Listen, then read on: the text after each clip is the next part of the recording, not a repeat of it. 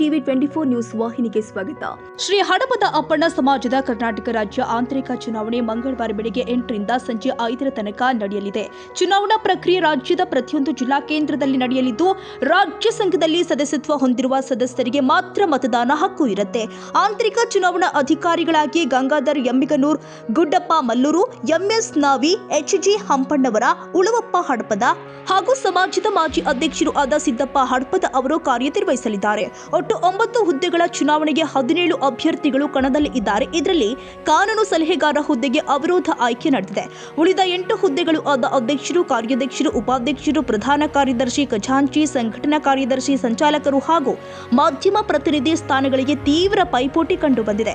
ಅಧ್ಯಕ್ಷರ ಹುದ್ದೆಗೆ ಗದಗ ಜಿಲ್ಲೆಯ ದೇವಪ್ಪ ಮುಂಡರಗಿ ಹಾಗೂ ಕಲಬುರಗಿ ಜಿಲ್ಲೆಯ ಈರಣ್ಣ ಸೂಗೂರು ಅವರು ಕಣದಲ್ಲಿ ಇದ್ದಾರೆ. ಒಟ್ಟು 16 ಅಭ್ಯರ್ಥಿಗಳು ಸ್ಪರ್ಧೆಯಲ್ಲಿ ಇದ್ದಾರೆ.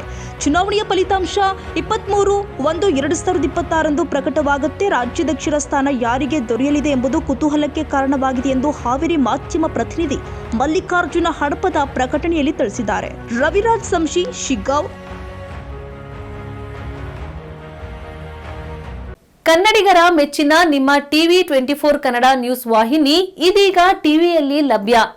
ಕರ್ನಾಟಕ ಮತ್ತು ದೇಶ ವಿದೇಶದ 360 ಡಿಗ್ರಿ ಸುದ್ದಿ ಹಾಗೂ ಉತ್ತರ ಕರ್ನಾಟಕ, ಬೆಳಗಾವಿ, ಬಾಗಲಕೋಟೆ, ಧಾರವಾಡ, ಹಾವೇರಿ, ಗದಗ, ಬಿಜಾಪುರ ಜಿಲ್ಲೆಯ ಕ್ಷಣ ಕ್ಷಣದ ವಿವರವನ್ನ ಪಡೆಯುವುದಕ್ಕೆ ಟಿವಿ 24 ಕನ್ನಡ ನ್ಯೂಸ್ ವಾಹಿನಿಯನ್ನ ಲೈಕ್ ಮಾಡಿ, ವಿಡಿಯೋಗಳನ್ನ ಶೇರ್ ಮಾಡಿ, ಕಮೆಂಟ್ ಮಾಡುವ ಮೂಲಕ ನಮ್ಮ ವಾಹಿನಿಗೆ ಸಹಕಾರ ನೀಡಿ ಮತ್ತು ಚಾನೆಲ್ ಅನ್ನ ಸಬ್ಸ್ಕ್ರೈಬ್ ಮಾಡಿ. Thank you.